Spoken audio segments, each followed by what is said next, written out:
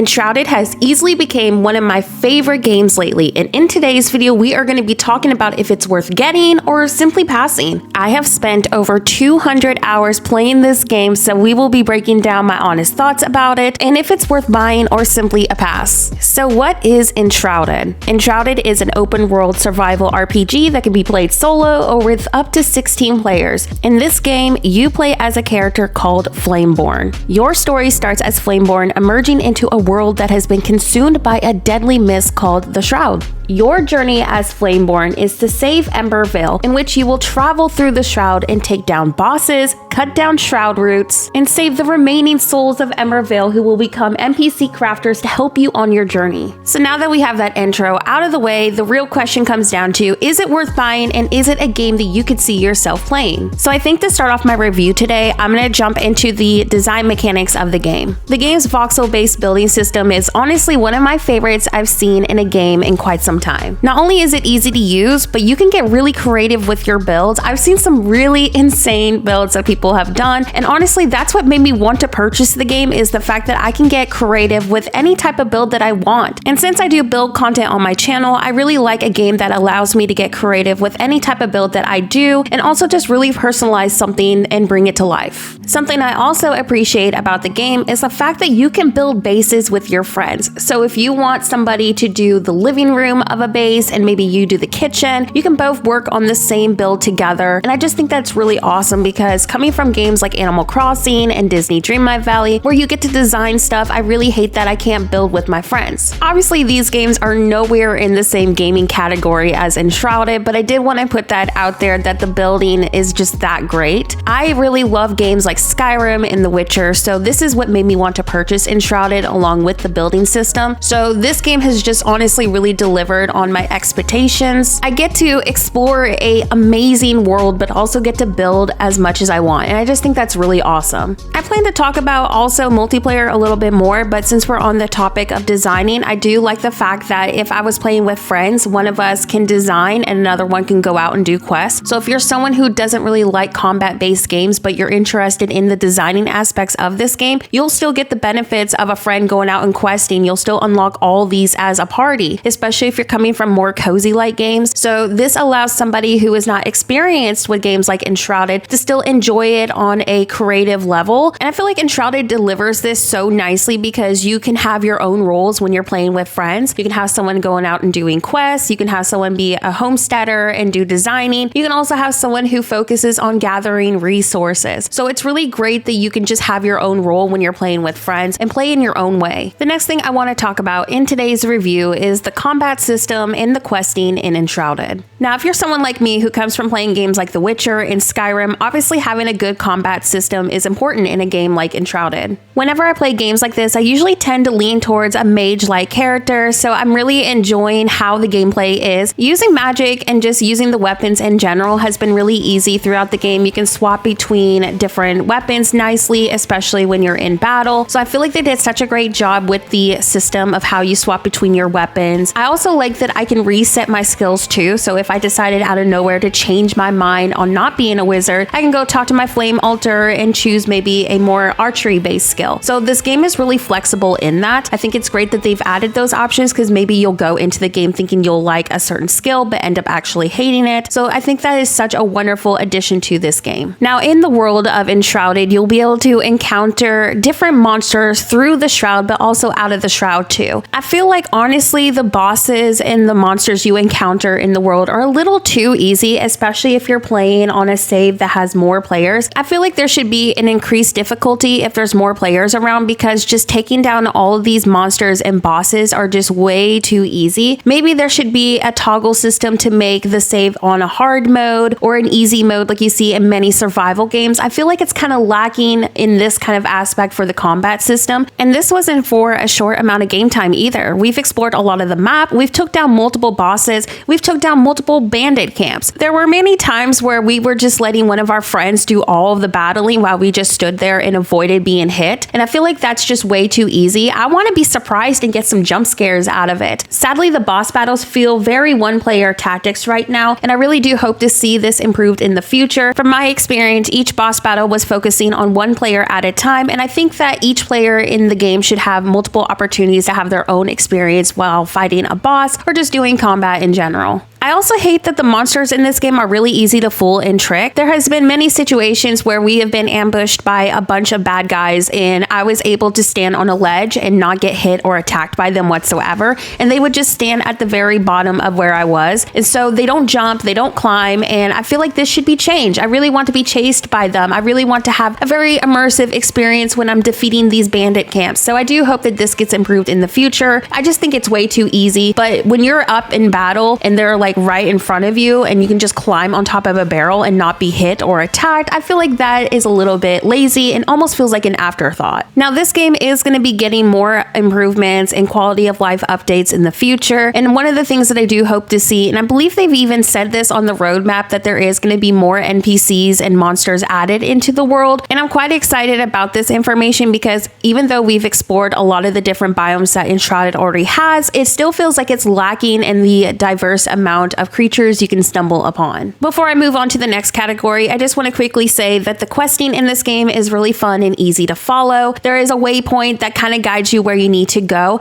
I do feel like the waypoint should be a little bit bigger on the actual map when you're trying to see where to go exactly. So I do feel like that could be improved if anything, but just traveling the world, getting to where a quest destination is pretty straightforward, and I think they did a great job with that. Now, I really wanted to keep this review short and sweet. I didn't want it to be super long. I just kind of wanted it to be straight to the point. So the last thing I want to talk about is my wishes and thoughts for the game, things that I really hope to see in future updates. So one thing that comes to mind immediately is obviously customization with your character. It's extremely limited, especially when you compare it to other games that allow you to create your own character. I really want my character to look like me in real life. I really love recreating how I look in these fantasy-like games. So I'm kind of bummed out that she doesn't look like me, and I really do hope that they add in more customization. And I do want to disclaim that they very well may be doing this. A roadmap was recently released, but I'm trying to stay away from looking at that so I can be completely surprised on what's coming. So I know that they are listening to their community and updating things and improving things on the game very regularly. So we could very well see some more improvements on this in a future patch. Another thing that I really want to see is also mounts in the game. I think being able to tame one of the birds that you encounter in the desert biome could be super cool to soar across the skies of Embervale. But I also want to see some livestock added into the game. We have some really cool farm areas in the map, and I think it'd be really nice to have horses and cows, and we could also maybe tame some of the wild goats that we see in the world too, especially if I'm doing a farm area. I just think that would be such a great addition. Obviously, another thing that comes to mind is more design abilities. I do think that they've done a really great job so far with the design system already, but I want more blocks to decorate with. I want more furniture, and of course, I want more greenery to decorate with too. And I know that they've mentioned some of this already on their roadmap, but again, I just really want to see more of this included with each update and patch, especially someone like me who enjoys designing. Overall, I think Enshrouded is off to a really great start. They're doing so well with the designing mechanics in the game. The questing has been really fun, even with its cons too. Even if you're somebody who doesn't enjoy combat or survival-based games, there is something for everybody in Enshrouded. You can easily play this game without doing any combat or questing and just get lost in the decorating aspects that are available to you. I'm personally really enjoying the game, and I'm excited to share some design content in the coming weeks for it. So I definitely think it's worth giving a try. It is such a great price too. Obviously, there was a lot I could cover in this video, but I was trying to keep it short and simple. So if you have some opinions and thoughts about the game, definitely let us hear it in the comment section below. But I really wanted to try to keep this video spoiler free and pretty simple for someone who might be considering on getting the game. Before this video ends today, I do want to give a huge shout out to all of my channel members. Thank you so much for supporting me as a creator. Just your support in general means the world to me. With that being said, thank you so much for watching and have a horrible day. I'll see you next video.